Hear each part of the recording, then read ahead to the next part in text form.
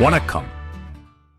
MRV devotional songs channel வழங்கும் ஆன்மீக அலைகள் எனும் இந்த பக்தி பயணத்திற்கு உங்களை அன்புடன் வரவேற்கிறோம். ஒவ்வொரு நாளும் ஒரு தெய்வம், ஒவ்வொரு நாளும் ஒரு சிறப்பு. நமது கலாச்சாரமும் ஆன்மீகமும் நிறைந்த இந்த புனித பூமியில் எண்ணற்ற தெய்வங்களும் வழிபாடுகளும் நிறைந்துள்ளன. அந்த தெய்வ சக்தியை உணரும் விதமாகவும் சிறப்பு நாட்களின் மகத்துவத்தை உணர்த்தும் விதமாகவும் இதோ உங்களுக்காக மனம் உருகும் பக்தி பாடல்களின் சிறப்பும் மற்றும் பக்தி கதைகளின் சங்கமம். இந்த அலைவரிசையில் நாம் அனைவரும் போற்றி வணங்கும் தெய்வங்கள் பற்றியும் ஒவ்வொரு நாளின் சிறப்புகள் பற்றியும் அவற்றோடு தொடர்புடைய இனிய பக்தி பாடல்கள் குறித்தும் விரிவாக கேட்க இருக்கிறோம். உங்களின் ஆன்மீக தாகத்தை தணிக்க இதோ தொடங்குகிறது MRV பக்தி பாடல்கள் சேனல் வழங்கும் ஆன்மீக அலைகள் பாட்காஸ்ட். இறை அருளை பெறுவோம், வாருங்கள். குலதெய்வ வழிபாட்டின் நன்மைகள். குலதெய்வத்தை வணங்குவதால் எண்ணற்ற நன்மைகள் கிடைக்கும் என்று நம்பப்படுகிறது. அவற்றில் சில: முன்னோர்களின் ஆசீர்வாதம். குலதெய்வம் என்பது நம் முன்னோர்களால் வழிபடப்பட்டு வந்த தெய்வம் என்பதால் குலதெய்வத்தை வணங்குவதன் மூலம் நம் முன்னோர்களின் ஆசீர்வாதங்களை பெற முடியும். அவர்களின் நல்ல கர்மாக்கள் நம் குடும்பத்திற்கு வந்து சேரும். குடும்ப ஒற்றுமை மற்றும் பாதுகாப்பு. குலதெய்வம் ஒரு குடும்பத்தின் காவல் தெய்வமாக செயல்படுகிறது. இது குடும்பத்தில் ஒற்றுமையையும் அமைதியையும் நிலைநிறுத்த உதவுகிறது. தீய சக்திகள், கண் திருஷ்டி, எதிர்மறை ஆற்றல்கள் ஆகியவற்றிலிருந்து குடும்பத்தை பாதுகாக்கிறது. தடைகள் நீங்கும். வாழ்வில் ஏற்படும் தடைகள், காரிய தடைகள், திருமண தடைகள், குழந்தை பாக்கிய தடைகள் போன்றவற்றை குலதெய்வ வழிபாடு நீக்கும் என்று நம்பப்படுகிறது. எந்த ஒரு சுப காரியத்தையும் தொடங்கும் முன் குலதெய்வத்தை வணங்குவது அக்காரியம் வெற்றி அடைய உதவும். செல்வ செழிப்பு. குலதெய்வத்தின் அருள் இருந்தால் குடும்பத்தில் செல்வ செழிப்பு பெருகும். தொழில், வியாபாரம், விவசாயம் போன்றவற்றில் வளர்ச்சி ஏற்படும். கடன் தொல்லைகள் நீங்கும்.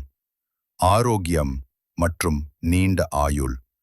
குலதெய்வ வழிபாடு நோய்களில் இருந்து காத்து நல்ல ஆரோக்கியத்தையும் நீண்ட ஆயுளையும் தரும். உடல்நலக் குறைபாடுகள் நீங்கி மன அமைதி கிடைக்கும்.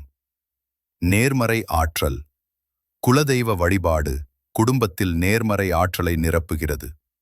இது குடும்ப உறுப்பினர்களிடையே நல்லிணக்கத்தையும் மகிழ்ச்சியையும். குலதெய்வத்தை வழிபடுவதற்கு பல வழிமுறைகள் உள்ளன. ஒவ்வொரு குடும்பத்திற்கும் அதன் பாரம்பரியத்திற்கேற்ப வழிபாட்டு முறைகள் மாறுபடலாம். பொதுவான சில வழிபாட்டு முறைகள் கீழே கொடுக்கப்பட்டுள்ளன.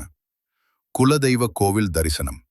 குலதெய்வம் கோவில் பொதுவாக நம் சொந்த ஊரிலோ அல்லது அதற்கு அருகில் உள்ள இடத்திலோ அமைந்திருக்கும். வருடத்திற்கு ஒருமுறையாவது குடும்பத்துடன் குலதெய்வ கோவிலுக்கு சென்று வழிபடுவது மிகவும் அவசியம். இது குலதெய்வத்தின் அருளை பெற சிறந்த வழி. கோவிலில் பொங்கல் வைத்து படையலிட்டு அபிஷேகம், அர்ச்சனை செய்து வழிபடலாம்.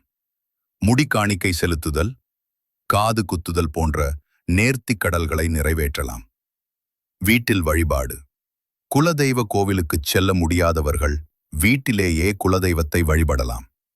வீட்டில் குலதெய்வத்தின் படம் அல்லது சிலையை வைத்து தினமும் விளக்கேற்றி வணங்கலாம். வாராந்திர அல்லது மாதந்திர பூஜைகள் செய்யலாம். வெள்ளிக்கிழமை அல்லது செவ்வாய்க்கிழமை போன்ற குறிப்பிட்ட நாட்களில் பூஜை செய்வது சிறப்பு. பச்சரிசி மாவு, வெல்லம், தேங்காய், பழங்கள் போன்றவற்றை நிவேதனமாக படைக்கலாம். குலதெய்வத்திற்குரிய மந்திரங்கள் அல்லது பாடல்களை பாடி வழிபடலாம். சுப காரியங்களுக்கு முன் வழிபாடு. திருமணம், கிரகப்பிரவேசம், புதிய தொழில் தொடங்குதல், குழந்தை பிறப்பு போன்ற எந்த ஒரு சுப காரியத்தையும் தொடங்கும் முன் குலதெய்வத்தை வணங்குவது அவசியம். குலதெய்வத்திற்கு முதல் அழைப்பு விடுத்து அதன் பிறகு மற்ற தெய்வங்களை வணங்குவது மரபு. இது காரியங்கள் தடையின்றி நடைபெற. நன்றி. மீண்டும் இந்த ஆன்மீக அலைகள் மூலம் சந்திக்க வருகிறேன். உங்கள் கருத்துக்களை தெரிவிக்க கமெண்ட் செய்யுங்கள்.